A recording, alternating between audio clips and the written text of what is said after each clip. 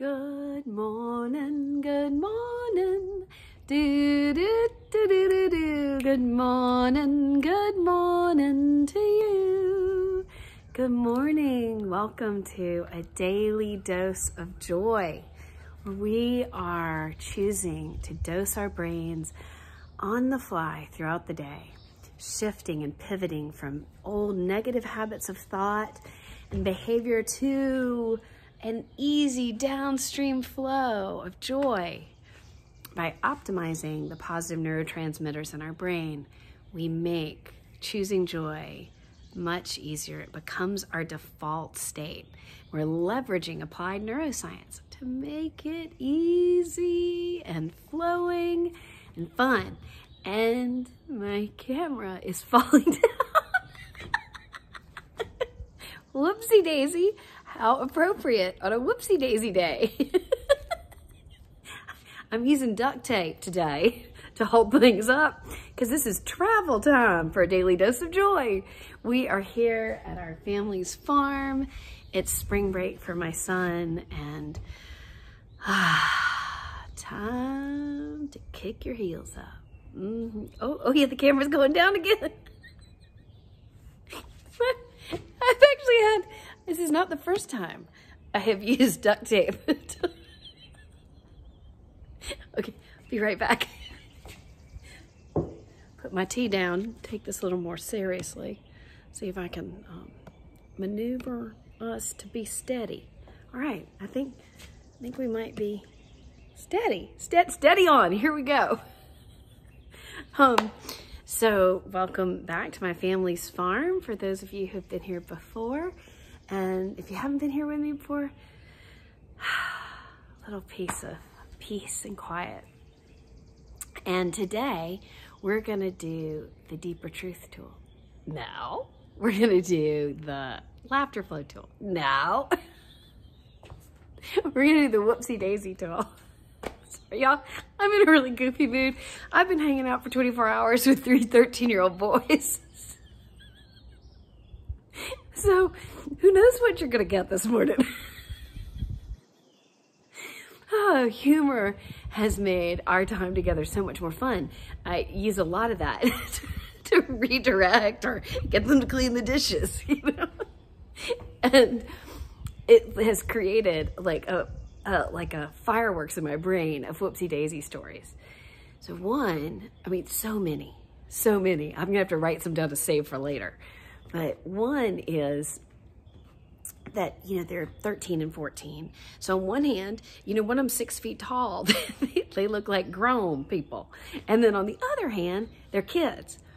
So I come into the kitchen last night and they'd been out in the woods and in the fields and they'd come back with like rosemary and mint and stuff from the garden. And they were gonna make their own bedtime tea. And they had the coffee grinder out and they were putting stuff into it and they were opening tea bags of other tea.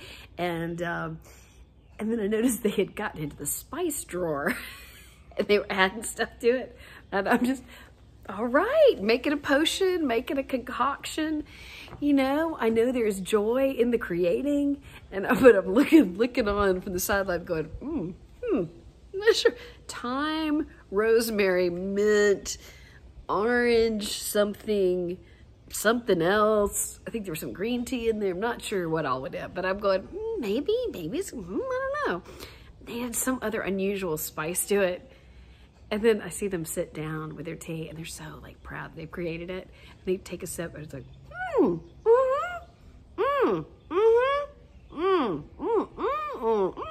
yeah, I can taste the mint.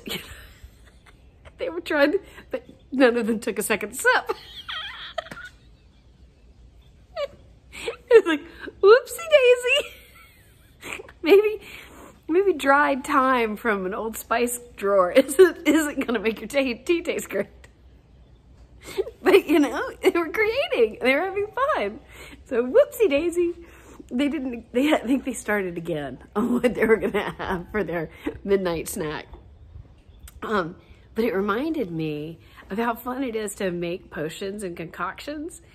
And that I'd been talking to a little girl, a 9-year-old the other day. And I don't know how we got on the topic of her toys, but she has a new doll that's, what did she call it? It was like Real Baby or something, but it sounded like a Baby Alive, which is what I had growing up. And so she's like, oh, no, I've had a Baby Alive, but this isn't a Baby Alive. There's no robotics, it's silicone. And I was like, well, how does when you feed it, because the idea with these baby dolls is they're lifelike. And so you feed them and you change their diapers. And so there's flow happening. And I'm like, well, how does that, like Baby Alive had a battery. And she's like, well, they're just like us on the inside. The new version. It's just like us. That's how it processes, just like us. I was like, that is miraculous. And so she tells me a little more about it. And I say, well, I really love my Baby Alive, but when I ran out of baby food, I went into our family's bathroom and made a potion, a concoction of my own for baby food for her. And it was Pepto-Bismol and baby powder.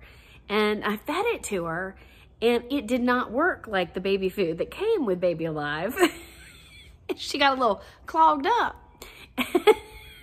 And she said, really? The same thing happened to me? I was like, what? She's like, yeah, I ran out of the baby food, so I made a potion. And mine had sand and Vaseline. I don't know why. I think it's more funny that she made her baby food out of sand and Vaseline when I was making my baby food out of Pepto-Bismol and baby powder. So both 9-year-old little girls were in a flight of fancy.